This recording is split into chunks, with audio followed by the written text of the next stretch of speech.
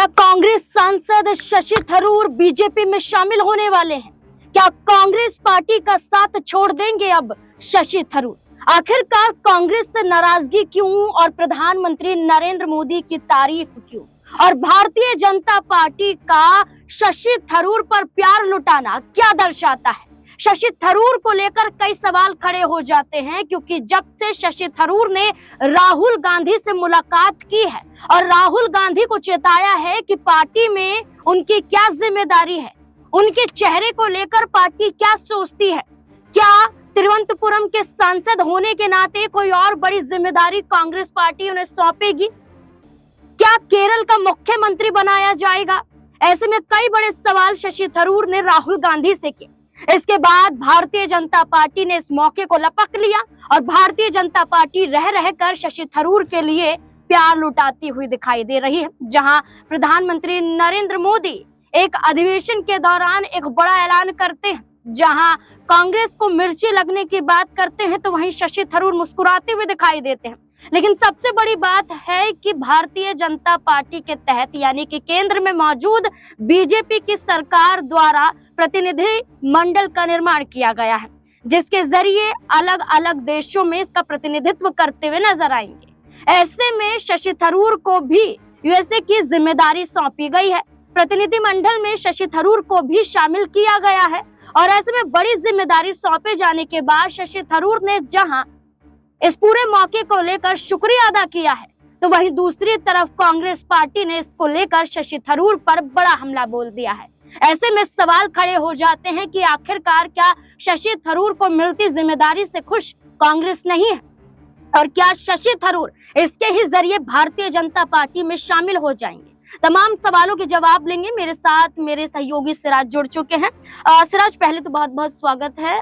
सिराज, क्या लगता है जिस प्रतिनिधि मंडल में शशि थरूर को शामिल किया गया है, यूएसए की जिम्मेदारी सौंपी गई है, वहां अपने देश का ही प्रतिनिधित्व करते हुए दिखाई देंगे, क्या लगता है शशि थरूर को ये जिम्मेदारी सौंपकर भारतीय जनता पार्टी ने कोई चाल चल दी है? जाहिर सी बात है नाज़मीन कि जिस तरीके से शशि थरूर पर कहीं न कहीं भारतीय जनता पार्टी मेहरबान नजर आ रही है, ऐसे में शीला दीक्षित के बेटे संदीप दीक्षित ने बड़ा बयान दिया है। उन्होंने साफ तौर पर कहा कि ये जो भारतीय जनता पार्टी और मोदी की रणनीति है, ये कांग्रेस में फूट डालने की है। और कहीं ना कहीं देखा जाए तो पहले कह सकते हैं केंद्र सरकार की तरफ से कांग्रेस से पूछा गया, मल्लिकार्जुन खड़गे को फोन किया गया, राहुल गांधी को फोन किया गया और 4 जो नाम है उसको सुझाने की बात की गई। और जब कांग्रेस पार्टी ने अपने 4 नाम कहीं ना कहीं सामने किए, जिसमें गौरव गोगोई का नाम सामने आता है और भी तमाम नेता थे जिनके नाम सामने आते हैं, लेकिन उन चारों नामों को दरकिनार करके शशि थरूर को कहीं ना कहीं प्रतिनिधि मंडल की जिम्मेदारी उन्हें सौंपी जाती है, उसका एक सदस्य बनाया जाता है।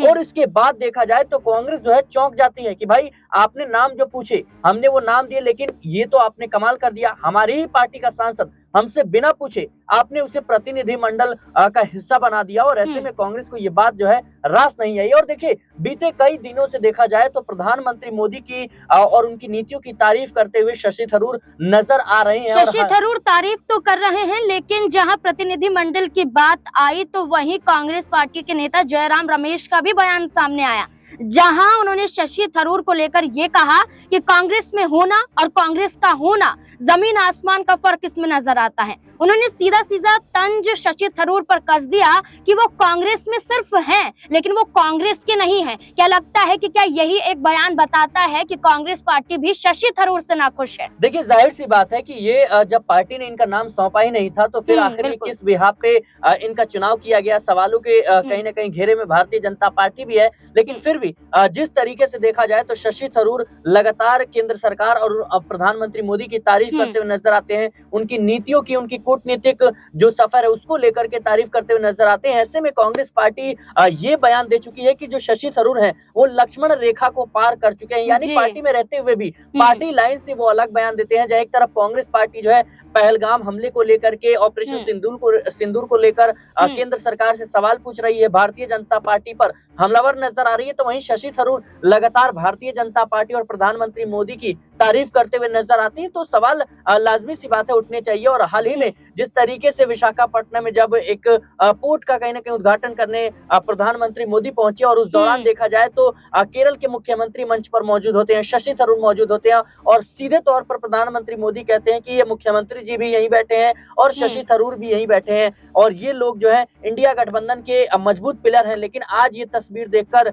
बहुत लोगों को मिर्ची लगेगी। उनका निशाना सीधे तौर पर कांग्रेस पार्टी या यूं कहें कि राहुल गांधी पर था, क्योंकि देखा जाए तो शशि थरूर और कह सकते हैं गांधी परिवार के बीच जो रिश्ते हैं वो सही नहीं रहे हैं। शशि थरूर जो है G20 कह सकते हैं संगठन का भी हिस्सा थे, माफ कीजिएगा G23 संगठन का भी हिस्सा थे और ये वो संगठन है जो कांग्रेस के कुछ दिग्गज और वरिष्ठ नेताओं का एक समूह था जो कांग्रेस पार्टी की कार्यशैली को लेकर खुश नहीं था, पार्टी में बदलाव चाहता था और इसी कड़ी में कहीं ना कहीं शशि थरूर भी उस कह सकते हैं कि संगठन का हिस्सा थे। लेकिन अभी उस संगठन के जितने भी नेता थे उसमें ज्यादातर जो है पार्टी छोड़ चुके हैं और अब बचे हैं शशि थरूर। लेकिन शशि थरूर ने मल्लिकार्जुन खड़गे के खिलाफ भी चुनाव लड़ा था जब कह सकते हैं पार्टी के राष्ट्रीय अध्यक्ष का चुनाव हो रहा था कांग्रेस में, तो उस वक्त भी कहीं ना कहीं गांधी परिवार का जो साथ है वो मल्लिकार्जुन खड़गे को मिला था। शशि थरूर हार जरूर गए थे लेकिन उनको 1000 से ज्यादा वोट मिले थे। उसके बाद से कहीं ना कहीं देखा जाए तो शशि थरूर और गांधी परिवार के बीच लगातार दूरियां जो है वो बढ़ती हुई नजर आई थी और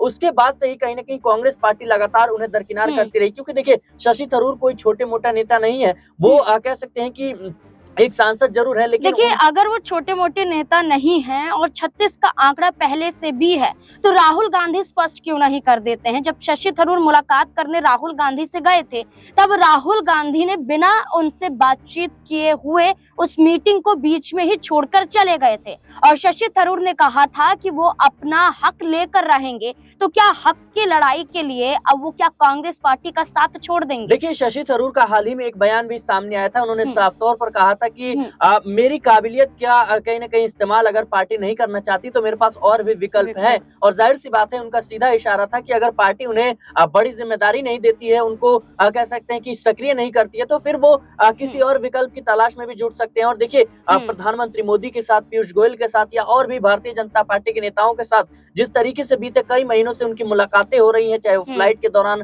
शादी समारोह में या मंच पर, तो इससे साफ जाहिर होता है कि कहीं ना कहीं शशि थरूर किस मूड में और किस रास्ते पर जाते हुए नजर आ रहे हैं। इसके साथ ही देखा जाए तो प्रधानमंत्री मोदी की लगातार तारीफ करना और बीजेपी का मेहरबान होना शशि थरूर पर, ये मुझे लगता है कि एक बड़े सियासी उलटफेर का संकेत दे रहा है। और जाहिर सी बात है कि शशि थरूर कहीं ना कहीं कांग्रेस की कार्यशैली से खुश नहीं बताए जाते हैं। कई बदलाव की कहीं ना कहीं वो उम्मीद जता रहे थे, लेकिन वो अलग बात है कि राष्ट्रीय अध्यक्ष नहीं बन पाए कांग्रेस पार्टी का और उन्हें हार मिल जाती है। तो ये तमाम चीजें हैं जो इस बात की ओर इशारा करती है कि कहीं ना कहीं कांग्रेस में इस वक्त हालात जो है वो काफी ज्यादा नाजुक है और आने वाले समय में शशि थरूर बड़ा खेल भी कर सकते हैं। देखिए शशि थरूर को लेकर चर्चा करें तो रविशंकर प्रसाद से भी उनकी मुलाकात हुई, वो तस्वीरें भी साझा की गई। बीजेपी के पूर्व मंत्री से एयरपोर्ट पर मुलाकात होती है, वो भी तस्वीरें साझा की जाती है। खुद शशि थरूर को लेकर बीजेपी के मंत्री, जो पूर्व मंत्री हैं, वो ये कहते हैं कि एक नए स्वागत की तैयारी होगी। इसके बाद शशि थरूर का मुस्कुराना और शशि थरूर का प्रधानमंत्री नरेंद्र मोदी की तारीफ करना, चाहे पहलगाम हमले के बाद ऑपरेशन सिंदूर के तहत करना हो या फिर प्रधानमंत्री नरेंद्र मोदी का विदेश दौरा ही क्यों ना हो, रह रहकर शशि थरूर ने बीजेपी और प्रधानमंत्री नरेंद्र मोदी के प्रति अपनी कहीं ना कहीं अपने प्रति वो जो जिम्मेदारी है वो निभाई है कि अगर बीजेपी आप पर मेहरबान है तो शशि थरूर भी कहीं ना कहीं कांग्रेस को छोड़कर बीजेपी के लिए प्याल उठाते हुए दिखाई दे रहे हैं शशि थरूर। अब ऐसे में क्या वाकई ये नजर आता है कि शशि थरूर कांग्रेस पार्टी का साथ छोड़कर बीजेपी में जाने वाले हैं? क्या लगता है आपको इस मुद्दे को लेकर? अपनी राय कमेंट सेक्शन में जरूर दें। देखते रहें SPN9 न्यूज। धन्यवाद।